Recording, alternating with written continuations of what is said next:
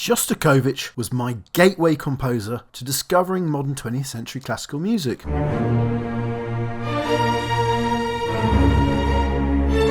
Cheery, I know. I still find him a rather intimidating figure. His works can be frighteningly large and complex. A modernist, even elitist attitude that has no interest in sugarcoating the listener's ears. A love of fugues and other musically obscure idioms. Yes, Shoza can be hard. So, I want to introduce you to 5 ways to meet Shostakovich at his most popular and accessible. Starting with probably his most recognisable tune.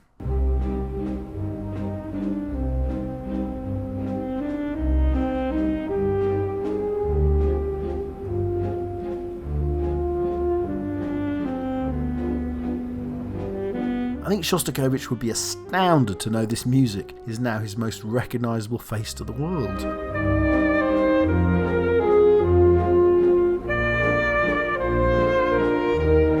The jazz suites were tossed off pretty quickly by the composer in 1938 in response to Stalin's communist regime's request, which probably went something like, "We have decided, for 9 months, jazz music is cool, compose some." We don't know much about what Shostakovich thought of them. Nevertheless, Kubrick used the Jazz Suite No. 2 for his final movie Eyes Wide Shut, and it's now slipped into popular idiom. It's everywhere. I suspect Shostakovich would have been horrified or humoured knowing that this slight work has become his most famous sound. Well, what can I say? It's a great tune.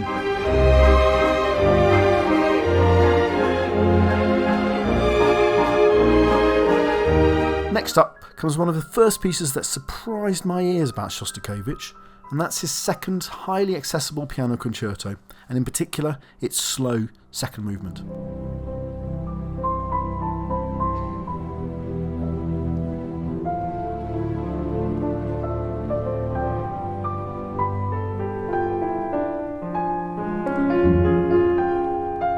Shostakovich apparently wasn't a great fan of this piece, writing to a friend it has no redeeming artistic merits.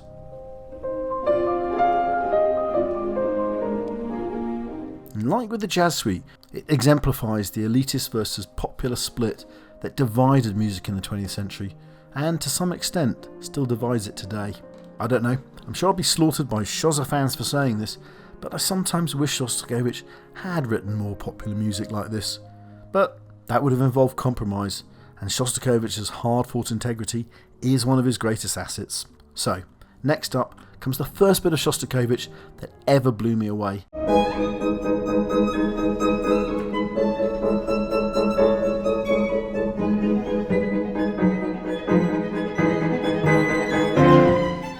This is the piece that really began my affection for the Russian composer, in particular its short 3-minute scherzo.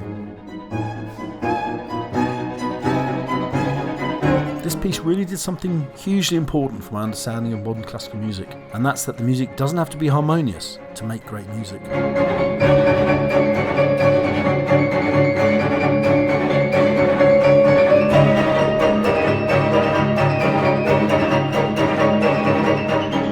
It's such a loud, clumpy piece. It feels like the instruments are fighting to hear one another, and the piano has such a clunking rhythmic style.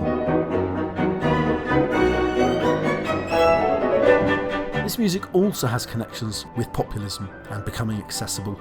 Shostakovich at the time was in the communist regime's bad books, but this piece, written in 1941, rehabilitated him officially with the regime, even winning the prestigious Stalin Prize.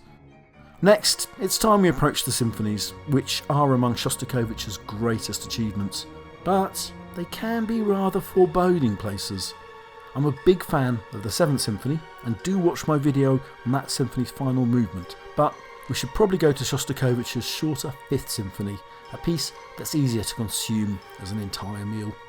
And in particular, we should probably single out the slow 3rd movement as one of Shostakovich's most honest and raw expressions of grief.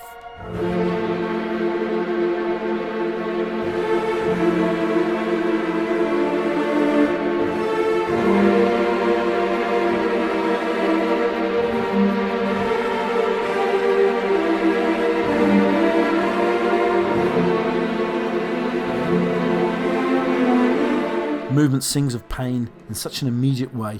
It's over 15 minutes long, but its direct honesty makes it a very accessible stay. My final choice was a struggle between one of my favourite moments in any Shostakovich, the scherzo of his 8th string quartet,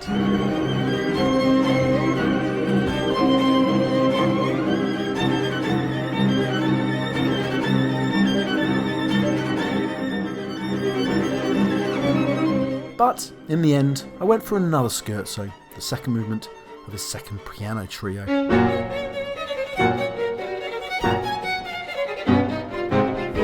A lot of scherzos around, but then scherzos are a great way to be introduced to Shostakovich. They're usually short movements and fiery, full of that rhythmic intensity that Shostakovich is so good at.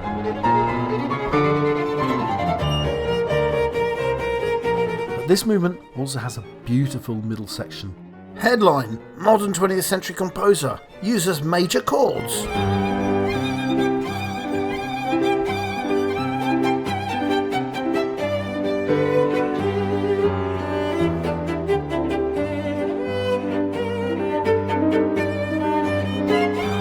So that's it. If you don't know Shostakovich, I hope this offers some avenues of exploration. And if you do know Shostakovich, I'm sure you'll tell me where I've gone wrong in the comments section. Please like and subscribe.